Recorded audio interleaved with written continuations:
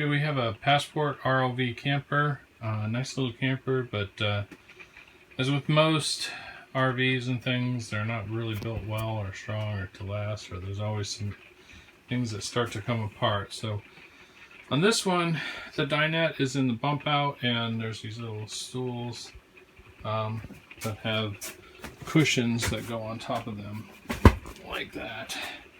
And what happens is they break free from the base breaks free from the floor because it's barely connected. So I have this other one open.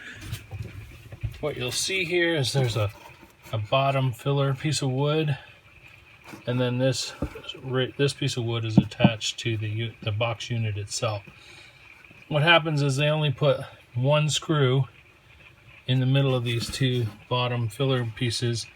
Then they attach the box to it, and then it's too much pressure for one screw, so it ends up coming loose, and this whole unit starts to move around, and you get chunks of sawdust everywhere. So I've already done this, but just to explain, what you do is you take out the screws that are in the sides here.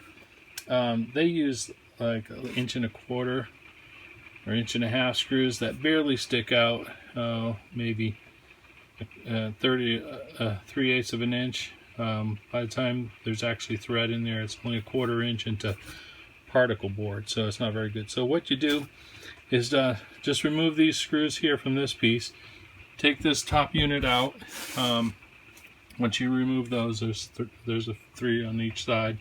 Once you remove those, this will come loose, and then there's bottom pieces here. Now this decking here is made, it's got vinyl, and then it's got about a 3/8 piece of plywood, then it's laminated with foam, and I think there's metal on the bottom. But anyways, there's only a 3/8 inch piece of wood underneath. So you don't want something that's too long, because you don't want to get into any tanks or any other wiring or components underneath, although I think most of them run along the outside. But so what I did was I got some 1.5 inch or 2 inch drywall screws, and I'll show you. So this is basically what it is, and I use a coarse thread when I'm working with particle boards because fine threads will just pull out very easily. But as you can see, this is the coarse thread screw. It's 2 inches long. So if I lay it upside down here, you'll see that it actually clears that filler board.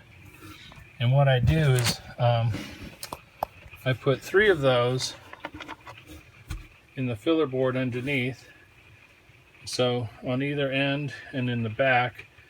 Just don't align them with these holes that you're going to have for these screws here. Put 3 of those in. I overdrive them a little bit, so they're going to go in another 1/4 inch or so. That means it's going to go all the way through those base filler boards, and probably at least a 1/2 inch further, which means it's going through the 3/8 decking board.